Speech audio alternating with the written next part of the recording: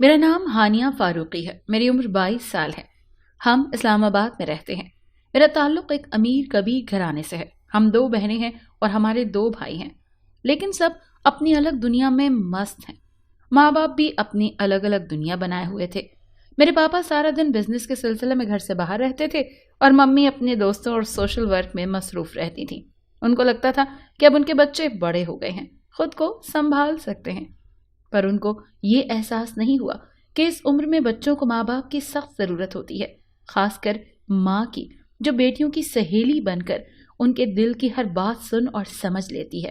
میری بہن کی بھی سوشل سرکل بہت بڑا تھا، پر میرے زیادہ دوست نہیں تھے۔ میں خود کو اکیلا سمجھتی تھی۔ میں بہت حساس تھی۔ میری بہن بہت خوبصورت اور گوری تھی، میرا رنگ سانولا تھا۔ شاید یہی وجہ تھی کہ میں اسی لیے احساس کمتری کا شکار ہو گئی۔ ممی بھی اکثر میری بہن عنایا کو مجھ پر فوقیت دیتی تھی۔ ہر پارٹی میں اسے اپنے ساتھ لے کر جاتی، کیونکہ عنایا میں بہت کانفیڈنس تھا۔ سب اسے بہت پسند کرتے تھے۔ مجھ میں بالکل بھی خود اعتمادی نہیں تھی۔ میں تو اپنے گھر والوں سے بھی زیادہ فری نہیں ہو پاتی تھی۔ شاید میری نیچر ہی ایسی تھی، اسی لیے میں چپ چپ اور الگ تھلگ رہتی تھی۔ اسکول کالج میں لڑکیوں کو ہنستے بولتے دیکھتی تھی۔ ان کی زندگی سے بھرپور ہنسی مجھے رشک میں مبتلا کرتی تھی، کیونکہ میں بچپن سے ہی شرمیلی ٹائپ کی لڑکی تھی۔ پھر کالج میں میری دوستی نہل نامی لڑکی سے ہوئی۔ وہ بہت خوبصورت تھی اور ایک غریب گھرانے سے تعلق رکھتی تھی، پر کافی تیز ترار لڑکی تھی۔ پھر میری بھی اس سے اچھی خاصی دوستی ہو گئی۔ کبھی کبھی میں سوچتی تھی کہ نہل میں شرم نام کی تو ذرا بھی کوئی چیز نہیں ہے۔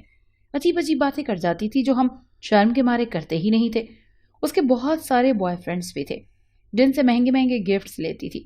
ہولے ہولے نہل سے دوستی بڑھتی گئی۔ وہ اپنے بوائے فرینڈز کے ساتھ باتیں بتاتی تو مجھے اس کی باتیں سن کر مزہ آنے لگا۔ اکثر نہل مجھے بھی کہتی تھی کہ میں بھی لڑکوں سے دوستی کروں۔ نہل کہتی تھی کہ میں تمہاری سیٹنگ کرتی ہوں کسی لڑکے سے، پر میں ہنس کر ٹال جاتی تھی۔ میری اپنی گاڑی تھی جسے میں خود ڈرائیو کرتی تھی اور نہل کے ساتھ باہر جاتی تھی۔ نہل کہتی تھی کہ امیر دوست بھی کسی نعمت سے کم نہیں، جو مفت میں کھلاتا پلاتا، گھماتا ہے، شاپنگ کرواتا ہے۔ پیسے کی میرے پاس کمی نہیں تھی، بس ایک اچھی دوست کی کمی تھی جو نہل کی صورت میں پوری ہو گئی تھی۔ اکثر نہل کالج سے سیدھا میرے گھر آ جاتی اور ہم دیر تک باتیں کرتے رہتے، پر نہل نے مجھے کبھی اپنے گھر نہیں بلایا تھا۔ اگر کبھی میں بولتی کہ تمہارے گھر چلتے ہیں تو نہل بہانے سے ٹال جاتی۔ پھر نہل کے ابو کا ٹرانسفر دوسرے شہر میں ہو گیا اور وہ بھی چلی گئی۔ میں نہل کے گلے لگ کر بہت روئی۔ اس نے کہا کہ میں فون پر تم سے رابطے میں رہوں گی۔ پھر فون پر ہماری بات ہو جاتی تھی۔ نہل کے جانے کے بعد میں خود کو بہت تنہا محسوس کرنے لگی۔ انہی تنہائیوں کے ہاتھوں سے مجبور ہو کر میں دوسرے راستے پر چل پڑی۔ ایک دن میرے پاس کوئی فون آیا جسے میں نے رانگ نمبر کہہ کر کاٹ دیا۔ پھر اگلے دن اسی وقت پھر اسی نمبر پر فون آیا تو میں نے کہا دیکھیں تو مسٹر، کل بھی میں نے آپ کو کہا تھا کہ یہ رانگ نمبر ہے۔ اب آپ نے سن لیا ہے کہ ایک لڑکی کی آواز ہے تو اب آپ بار بار فون کر کے مجھے پریشان کریں گے۔ میں نے غصے سے اس کو اور بھی بہت کچھ سنا ڈالا۔ ارے اب تو غصہ کرنے لگ گئی۔ کیا کروں، دل کے ہاتھوں مجبور ہوں میں۔ مس ہانیہ فاروقی۔ اس کی بات پر میں حیران رہ گئی۔ کون ہیں آپ، اور آپ کو میرا نام کس نے بتایا؟ جب لگن سچی ہو تو نام کیا پتہ معلوم کرنا بھی مشکل نہیں۔ اس نے فوراً میرے گھر کا ایڈریس مجھے بتایا تو میں پریشان ہو گئی۔ پھر یہ سلسلہ چل نکلا۔ روز رات کو دیر تک ہماری فون پر بات ہوتی۔ اس کی باتیں، آواز رات کے اس پہر پھر مجھ میں عجیب سی کیفیت طاری کر دیتی۔ اگر کبھی اس لڑکے جس کا نام شاویز تھا اس کا فون نہیں آتا تو میں جیسے پاگل ہو جاتی۔ فون کال کا نشہ میرے اندر سما گیا تھا۔ شاویز سے فون پر بات کرتے کرتے مجھے 1 مہینہ ہو گیا تھا۔ پھر ہماری ملاقات نہیں ہوئی تھی۔ ہولے ہولے ملاقات کے لیے شاویز کا اصرار بڑھتا گیا۔ میں ملنے کے لیے انکار کرتی کیونکہ مجھ میں ممی پاپا سے اتنی بات کرنے کی ہمت نہیں تھی، مجھے ڈر لگتا تھا۔ میں اپنے ممی پاپا کو اچھے سے جانتی تھی۔ بظاہر وہ کتنے بھی امیر، ماڈرن، پڑھے لکھے ہوں، لیکن اندر سے وہی روایتی ماں باپ ہیں جن کو بیٹیوں کا شادی سے پہلے غیر لڑکوں سے ملنا جلنا بالکل پسند نہیں۔ میری بہن عنایا کو بھی بہت آزادی دی گئی تھی، پر اسے بھی صاف لفظوں میں ممی نے سمجھا دیا تھا کہ لڑکوں سے دوستی نہیں کرنا۔ پھر ایک دن شاویز مجھ سے ناراض ہو گیا اور اس نے فون کرنا بند کر دیا، یہ کہہ کر کہ میں اس پر بھروسہ ہی نہیں کرتی، اس کی محبت پر شک کرتی ہوں، اسی لیے اس سے ملنے سے مسلسل انکار کرتی آئی ہوں۔ جب شاویز سے بات چیت بند ہو گئی تو میں بے چین ہو گئی، کیونکہ مجھے شاویز کے بغیر خود کو دیکھنے کی عادت ہی نہیں تھی۔ اس سے مجھے محبت ہو گئی تھی۔ یہ شاید شاویز میری زندگی میں آنے والا پہلا انسان تھا، اسی لیے مجھے اس میں کشش محسوس ہو رہی تھی۔ میں اپنی فیلنگ سمجھ نہیں پا رہی تھی۔ میں شاویز کو مزید ناراض نہیں کرنا چاہتی تھی، اسی لیے ملاقات کے لیے راضی ہو گئی۔ اگلے دن میں سویرے ہی پارلر گئی، اچھے سے تیار ہوئی، مہنگا خوبصورت سا جوڑا پہنا۔ آج میں خود کو بھی اچھی لگ رہی تھی۔ میں شاویز کی ساری باتیں نہل کو فون پر بتاتی تھی۔ نہل مجھے مشورے دیتی تھی۔ شاویز سے ملنے میں ایک دن ہوٹل میں گئی۔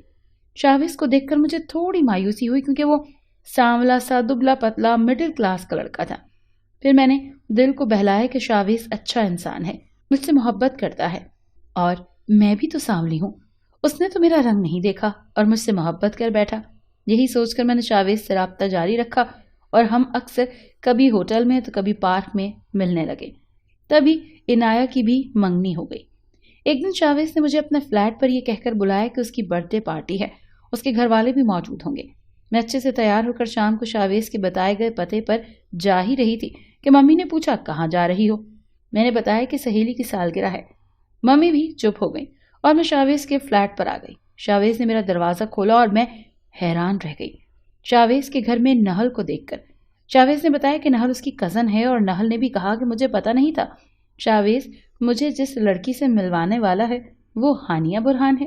بہرحال میں نہل سے مل کر بہت خوش ہوئی۔ تھوڑی دیر کے بعد نہل بہانہ بنا کر دوسرے کمرے میں چلی گئی۔ جب کافی دیر ہو گئی نہل نہیں آئی، تب میں نے شاویز سے پوچھا کہ شاویز، نہل کہاں چلی گئی ہے اور تمہارے باقی گھر والے نظر نہیں آ رہے؟ میرے گھر والے کسی دعوت پر گئے ہیں، بس ابھی آتے ہی ہوں گے، تم آرام سے یہاں بیٹھو، میں نہل کو دیکھ کر آتا ہوں۔ شاویز اسی کمرے کی طرف بڑھ گیا۔ جانے کیوں مجھے تجسس ہوا۔ میں شاویز کے پیچھے اس کمرے کے دروازے پر گئی اور اندر سے آتی آوازوں سے میرے قدم رک گئے۔ شاویز، اب سنبھالو ہانیہ کو، میں نے اپنا وعدہ پورا کیا۔ ہانیہ کا نمبر، ایڈریس سب تمہیں دیا، اب مجھے میرے پیسے دے دو اور تم اپنی خواہش پوری کرو، پھر جو کرنا ہے اس لڑکی کا وہ کرو۔ مجھے دوسرے کلائنٹ کا فون آ رہا ہے، میں وہاں جا رہی ہوں۔ نہل کی آواز مجھے کسی گہری کھائی سے آتی ہوئی سنائی دی۔ مجھ سے اپنے پیروں پر کھڑا نہیں ہوا جا رہا تھا۔ میں نے منہ پر ہاتھ رکھ کر اپنی سسکی روکی۔ آہستہ بولو، کہیں سن نہ لے، ہماری چال ہمیں ہی الٹی نہ پڑ جائے۔ یہ لو پیسے اور اگلی مچھلی پھنسانے کی سوچو۔ یہ شاویز کی آواز تھی۔ مجھے گہرا صدمہ لگا تھا، پر میں نے ہمت کی، آرام آرام سے واپس اپنی جگہ پر آ کر کھڑی ہو گئی، کیونکہ میں بھاگ نہیں سکتی تھی فلیٹ سے۔ میں جلدی پکڑی جاتی۔ اب میرا دماغ تیزی سے کام کر رہا تھا۔ میں سمجھ گئی تھی کہ نہل اور شاویز ملے ہوئے ہیں۔ اب میری عزت داغدار ہو جائے گی اور میں کسی کو منہ دکھانے کے قابل نہیں رہوں گی۔ مجھے ہر حال میں ہمت کرنی تھی۔ ایک موقع تھا میرے ہاتھ میں نے سوچا آزما کر دیکھوں، ورنہ دونوں صورتوں میں مات تو میری ہی ہونی تھی۔ جب شاویز اور نہل باہر آئے تو میں اپنی گھبراہٹ مٹانے لگی اور مسکرانے لگی۔ ہانیہ، تم شاویز سے باتیں کرو، میں 5 منٹ میں آئی، مجھے ایک کام ہے۔ ارے رکو نہل، میں بھی آتی ہوں تمہارے ساتھ۔ دراصل میں شاویز کے لیے ایک گفٹ لائی تھی جو نیچے گاڑی میں بھول کر آئی ہوں۔ پاپا نے ایک بہت بڑا پلاٹ میرے نام کیا تھا، جس کی مالیت تقریباً 50 لاکھ سے بھی اوپر کی ہوگی۔ میں اس پلاٹ کے کاغذات لے کر آئی تھی۔ شاویز کی برتھ ڈے گفٹ میں شاویز کے نام وہ پلاٹ کرنا چاہتی ہوں۔ میں نے اپنی بات مکمل کر کے شاویز کی طرف دیکھا، جس کی آنکھیں خوشی سے چمک رہی تھیں۔ مکارانہ انداز میں اس نے نہل کی طرف دیکھا، وہ بھی خوش ہو گئی۔ اتنا تو میں جانتی تھی کہ دونوں لالچی ہیں، مجھے پھنسانے کے ساتھ ساتھ پلاٹ بھی ہاتھ سے جانے نہیں دیں گے۔ ان کا سب کچھ صرف پیسہ ہے۔ ارے نہیں ہانیہ، تم آ گئی ہو، میرے لیے تو یہی سب سے بڑا گفٹ ہے، اس تکلف کی کیا ضرورت تھی؟ شاویز کی آنکھوں میں لالچ ہی لالچ تھی۔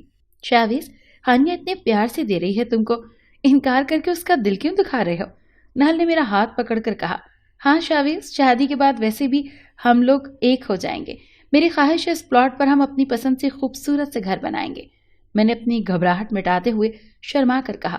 ہانیہ چلو، تم لے کر آؤ گاڑی سے۔ نہل کے بولنے پر میں نیچے گاڑی کی طرف گئی۔ میری جان سولی پر اٹکی تھی۔ اندر ہی اندر میں قرآنی آیات کا ورد کرتی جا رہی تھی۔ نہل میرے ساتھ باہر آئی۔ اب میں سوچ رہی تھی کہ نہل سے کیسے جان چھڑواؤں۔ میں نے اللہ تعالیٰ سے مدد مانگی۔ تبھی نہل کا فون بجا۔ وہ ایک کونے میں کھڑی ہو کر فون پر بات کرنے لگی۔ میں جلدی سے اپنی گاڑی میں بیٹھ گئی اور گاڑی سٹارٹ کر کے وہاں سے چلی گئی اور پیچھے مڑ کر نہیں دیکھا۔ तेज गाड़ी चलाती फौरन अपने घर आ गई और अपने कमरे में आकर फूट फूट कर रोने लगी। इतना बड़ा धोखा! एक तरफ मोहब्बत तो दूसरी तरफ दोस्त, दोनों ने मिलकर मुझे अपने जाल में फंसाया। अगर आज मैं उनकी बातें सुन न लेती तो बर्बाद हो जाती। मैं अल्लाह पाक का जितना शुक्र अदा करती हूँ कम है, पर मेरा तो हर रिश्ते से एतबार ही उठ गया। मैं बिल्कुल टूट कर रह गई। बहुत अरसा बीमार रही। मम्मी पापा मेरी वजह से बहुत परेशान हो गए। वो हर वक्त मेरे सिरहाने बैठे रहते। डॉक्टर के मुताबिक मैंने कोई बहुत बड़ा सदमा लिया है। मम्मी पापा मुझसे पूछते रहते कि क्या परेशानी है, पर मैं चुप चुप उनको देखे जाती। तब मुझे एहसास हुआ कि माँ बाप अपने बच्चों से गाफिल नहीं होते। हम बच्चे ही होते हैं जो थोड़े बड़े हो जाते हैं तो वालिदैन से दूरी इख्तियार करके सारा इल्ज़ाम अपने वालिदैन पर डाल देते हैं। शावेज और नहल की धमकी आमेज मैसेजेस आने लगे। शावेज का फ़ोन बजता जाता पर मैं नहीं उठाती। शावेज के अक्सर ऐसे मैसेजेस आते थे, मैं छोड़ूंगा नहीं तुम्हें, तुम बचकर नहीं जा सकती, आखिर कितना छुपोगी मुझसे, मैं तो तुम्हारे घर का पता भी जानता हूँ, तुम्हारे मम्मी पापा को सब बता दूंगा। उनके ऐसे मैसेजेस पढ़कर मैं और डिप्रेशन में चली जाती थी। हर बेल पर मैं सहम सी जाती कि नहल या शावेज में से कोई आ गया होगा, मम्मी पापा को सब कुछ बता देगा, झूठ सच मसाला लगाकर सुनाएगा और फिर पापा मुझे नहीं छोड़ेंगे। मेरी तबीयत भी संभली तो मम्मी पापा मुझे शहर के सबसे बड़े नफ्सियाती डॉक्टर के पास ले गए। उस डॉक्टर ने मुझसे पूछा कि आखिर क्या खौफ है। मैंने उससे कहा कि अगर ये घर और ये शहर मेरे वालिदैन छोड़ देंगे तो मैं ठीक हो जाऊंगी। डॉक्टर के कहने पर पापा एकदम राजी हो गए। वो शहर और वो घर हम छोड़कर दूसरे शहर में शिफ्ट हो गए। मैंने अपना नंबर, फ़ोन सब बदल लिया। तब जाकर मैंने सुकून का सांस लिया। अब भी मेरे अंदर थोड़ा थोड़ा डर बैठा रहता है कि कहीं मुझे ढूंढते ढूंढते शावेज और नहल यहाँ पे पहुंच जाएंगे। पर जब मैंने काफ़ी अरसा नोट किया, नंबर और घर बदलने के बाद शावेज और नहल ने बाद में मुझसे कोई राब्ता नहीं रखा। यहाँ भी मैं अकेले बाहर नहीं जाती थी। मम्मी पापा ही अपने भाइयों के साथ बाहर जाती थी। घर वालों की प्यार और तवज्जो से हौले हौले में जिंदगी की तरफ लौट आई और इनाया आपी की शादी की तैयारियों में हिस्सा लेने लगी। उनकी शादी की डेट मेरी बीमारी की वजह से डिले हो गई थी। आपी की शादी हो गई और मेरे लिए मेरे एक कज़न अरहम का रिश्ता आया। अरहम मेरे मामू का बेटा था। उसकी लाहौर में जॉब थी। जब भी अरहम हमारे घर आता, ये हम अरहम के घर जाते। अरहम मेरे आगे पीछे फिरता। अरहम की आंखों में मैंने अपने लिए पसंदीदगी देखी थी, पर मैं उसे नज़रअंदाज करती थी। लेकिन अब शावेज से धोखा खाने के बाद मैंने दिल से अरहम का रिश्ता कबूल किया। मेरी और अरहम की शादी हो गई। अरहम बहुत अच्छा इंसान था। मैं उसके साथ एक खुशगवार जिंदगी गुजार रही थी। मेरे 2 बेटे भी हैं। शादी के 5 साल बाद मैंने न्यूज़ में देखा कि एक बहुत बड़ा गैंग पुलिस ने पकड़ा जो लड़कियों को बेचते थे। उस गैंग में शावेज और नहल को देखकर मैं सदमे में चली गई। मतलब कि वो लोग मुझे भी अपना मतलब पूरा करके बेच देते। उस दिन खबर सुनकर मैं बहुत रोई। अरहम मुझे चुप करवाता जा रहा था। उसे लग रहा था मैं बहुत हसास हूँ, सबके दुख में दुखी हो जाती हूँ। उसे मालूम नहीं था कि मेरे अंदर कैसी जंग चल रही थी। शावेज और नहल ने मुझे अपने गलत नाम बताए थे। अब मैं चाहती हूँ कि उन्हें सख्त से सख्त सजा मिले और वो अपने अंजाम को पहुंच जाएं। मैं तो बच गई, पर नामालूम कितनी लड़कियों की जिंदगी उन्होंने बर्बाद की होगी, कितनी मासूमों की आह उनको लगी होगी। खुदा की लाठी बेआवाज होती है। अब ये शातिर लोग सारी उम्र जेल की चक्की पीसेंगे। हर पल मैं रब का शुक्र अदा करती हूँ और दूसरी लड़कियों को भी नसीहत करती हूँ कि किसी गैर मर्द के धोखे में हरगिज़ ना आए। हर लड़की मेरी तरह खुशनसीब नहीं होती कि बच जाए।